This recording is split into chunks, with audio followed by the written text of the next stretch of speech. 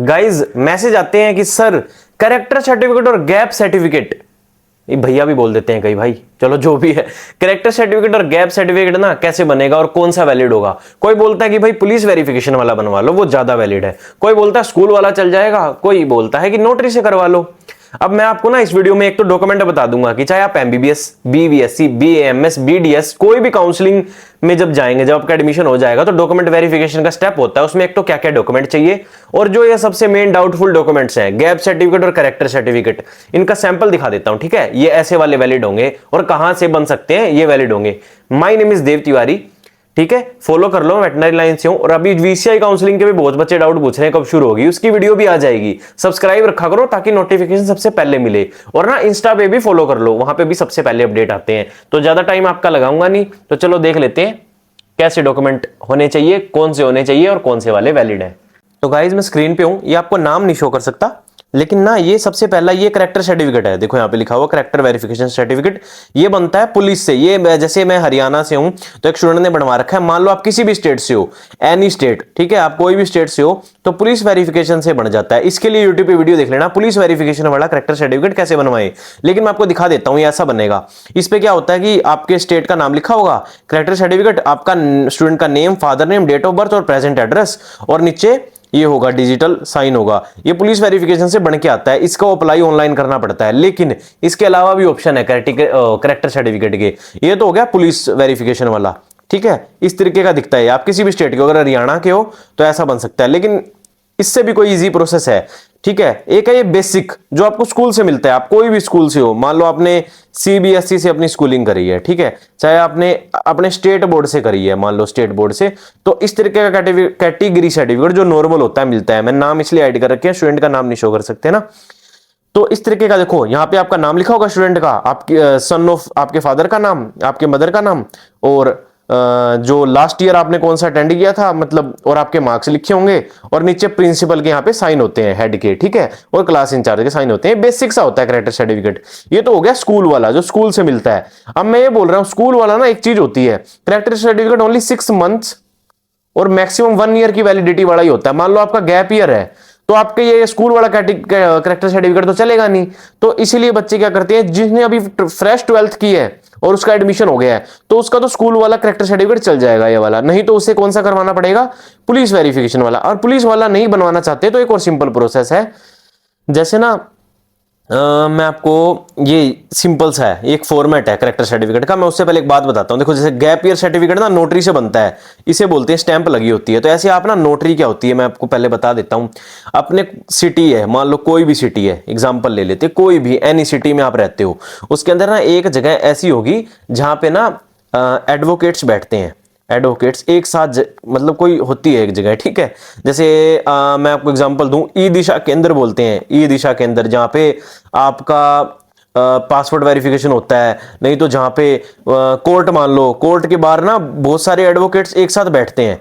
तो यहाँ पे ना इनके पास स्टैंप होती है। स्टैंप मतलब इनके पास ये ऑफिशियल्स होते हैं, कर सकते हैं, कैरेक्टर सर्टिफिकेट बना के दे सकते हैं। या नोटरी होती है, जैसे कई तो खुद की शॉप भी ओपन करके बैठे होते हैं, तो उसके अंदर ये क्या करते हैं, ये आपका कैरेक्टर भी बना के दे देते हैं, ठीक है, स्टैंप ड्यूटी से, और ये आपका गैप ईयर भी बनवा के दे देते हैं। और इनका बनाया हुआ वैलिड होता है, क्योंकि उस पर स्टैंप लगा के देते हैं, ठीक है, और ये लिख के देते हैं। इसका एग्जांपल देता हूं, जैसे गैप ईयर सर्टिफिकेट है, वैलिड है, ये ऐसा बनता है। देखो, गैप ईयर सर्टिफिकेट पे एक स्टैंप लगी होती है, ये वाली, ठीक है, और उसके बाद आपका नेम लिखा होगा, सन ऑफ किसके हैं, कहां से हो आप, विलेज, जैसे हरियाणा के स्टूडेंट का है, ठीक है। इसमें लिखा होगा कि भाई आप रेसिडेंट हो, जो एड्रेस ऊपर दिया है, और 12th क्लास की थी। उसके बाद ना, मान लो आपने यहां से करी है 2023 में करी है, और अब आ गया 2025, तो आपका कितना गैप हो गया, 2 इयर्स का हो गया। तो इसके अंदर कैसे शो किया जाता है 2 इयर्स का गैप, आप ध्यान से नोटिस करो। सीबीएसई से 12th की है, मतलब ये ना ऑटोमेटेड होता है, बस इसके अंदर फिल करना पड़ता है। तो मान लो ये एक मेन पॉइंट होता है कि भाई कोई भी कॉलेज या स्कूल ज्वाइन नहीं किया 2 साल के अंदर, रीजन लिखना पड़ता है गैप का।